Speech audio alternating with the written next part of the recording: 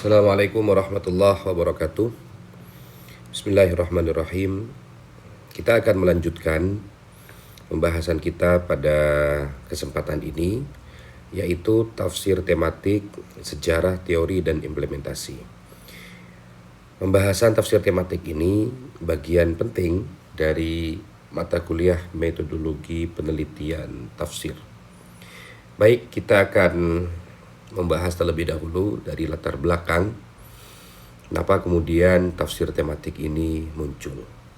Secara historis memang kita sudah mengetahui bahwa tafsir tematik ini muncul pertama dipelopori oleh Al-Qumi yang menafsirkan dan menawarkan gagasan tafsir yang mengedepankan tema-tema tertentu, dibahas secara mendalam, mengumpulkan ayat-ayat dan didukung oleh beberapa hadis, sehingga penafsiran ayat tersebut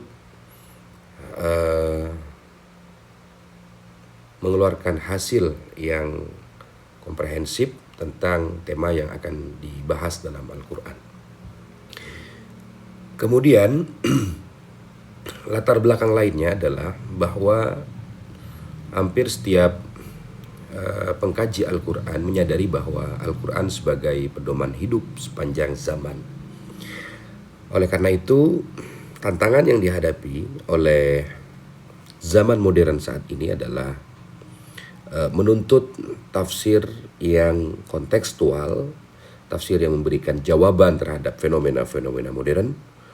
Kemudian Al-Quran yang merespon atau menjawab problem aktual masyarakat, sehingga kajian-kajian tentang tafsir tematik ini sesuai dengan tema yang dibahas. Apakah itu tema tentang pendidikan, apakah tema dakwah, dan riset keislaman lainnya.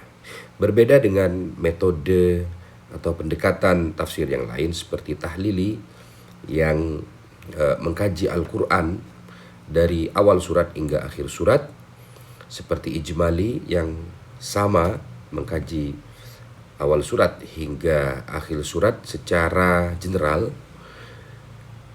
Berbeda dengan tafsir maudhu'i atau tafsir tematik, yaitu membahas sebagian ayat saja yang berkaitan dengan tema-tema tertentu, dikaji secara mendalam, mengumpulkan tema dan mengaitkan ayat-ayat Al-Quran dengan tradisi kenabian atau hadis Nabi, sehingga dapat dipahami tema tersebut dari pendekatan Al-Quran dan hadis secara utuh.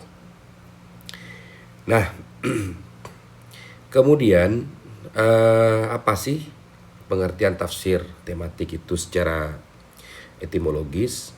Sebagaimana yang pembahasan sebelumnya, bahwa tafsir itu adalah penjelasan atau mengurai makna ayat Al-Quran. Maudhu'i itu adalah tema atau topik tertentu, sehingga tafsir tematik adalah penafsiran Al-Quran berdasarkan tema-tema tertentu. Nah, ada beberapa tahapan-tahapan yang harus dilalui dalam tafsir tematik. Yang pertama adalah menghimpun ayat-ayat Al-Quran yang membahas satu tema.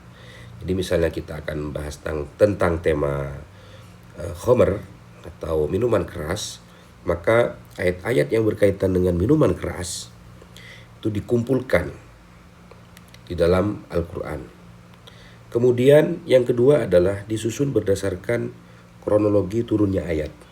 Jadi ayat-ayat khomer misalnya ya, dikumpulkan mana ayat yang terlebih dahulu turun, yang kedua, ketiga, dan keempat, hingga ayat terakhir, innamal khamru wal maisir wal ansab wal azlam rijsun min amali syaitan, ila akhiril ayah. Nah, itu disusun ya sesuai dengan urutan kronologi turunnya ayat Al-Quran. Kemudian yang ketiga adalah memperhatikan asbabun nuzul, sebab-sebab turunnya ayat. Kenapa ayat pertama turun, kedua turun, ketiga turun, keempat turun, hingga ayat terakhir turun. Kemudian yang keempat adalah menghasilkan kesimpulan utuh menurut perspektif Al-Quran. Ini gambaran yang sangat ringkas bagaimana kita mengartikan tafsir tematik dalam Al-Quran. Nah, tadi sudah disinggung di atas bahwa hakikat dari tafsir tematik adalah Al-Quran sebagai mitra dialog ilmiah.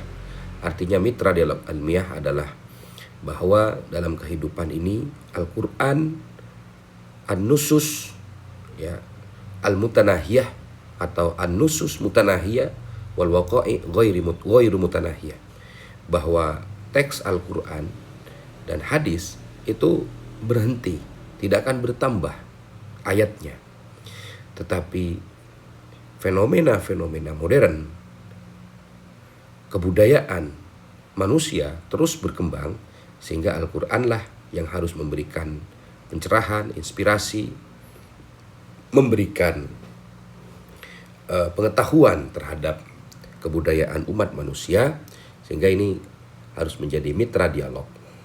Dialog bagaimana menurunkan teks Al-Quran yang diturunkan beberapa abad yang lalu, sehingga menjadi pemahaman yang kontekstual dan relevan dalam konteks hari ini. Nah, realitas sosial dihadapkan kepada wahyu. Kemudian bukan memaksakan realitas ke ayat. Tidak harus kemudian memaksakan realitas yang terjadi dengan ayat atau memaksakan ayat dengan realitas yang ada. Artinya apa? Artinya adalah bagaimana mengartikan, mencari ide-ide yang dimaksud oleh ayat Al-Quran tersebut, sehingga ayat ini kemudian memberikan betul-betul jawaban dan betul-betul memberikan pencerahan terhadap fenomena masyarakat modern. Nah, ini saya singgung sedikit tentang sejarah awal dari tafsir tematik.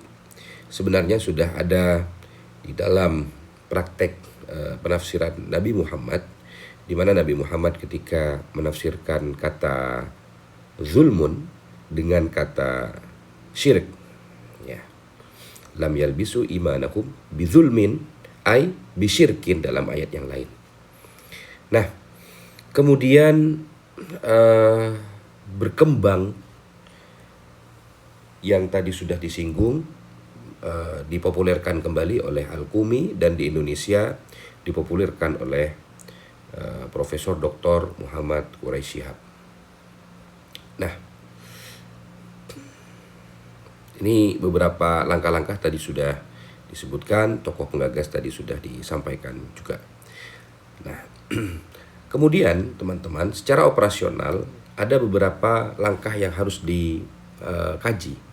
Jadi selain mengumpulkan ayat, tetapi juga kita mengkaji munasabah ayat dan surat, menyusun kerangka pembahasan secara sistematis, kemudian menguatkan dengan hadis dan pendapat ulama, menyelaraskan ayat-ayat yang tampak berbeda. Nah, prinsip penting dari tafsir tematik adalah memberikan pengertian yang komprehensif dan integratif, sehingga pengertian tentang tema-tema tertentu tersebut tidak dipahami secara parsial atau terpotong, sehingga menghindari kontradiksi yang kemudian memiliki salah pengertian. Nah, ada beberapa tafsir tematik yang ditawarkan oleh beberapa ulama.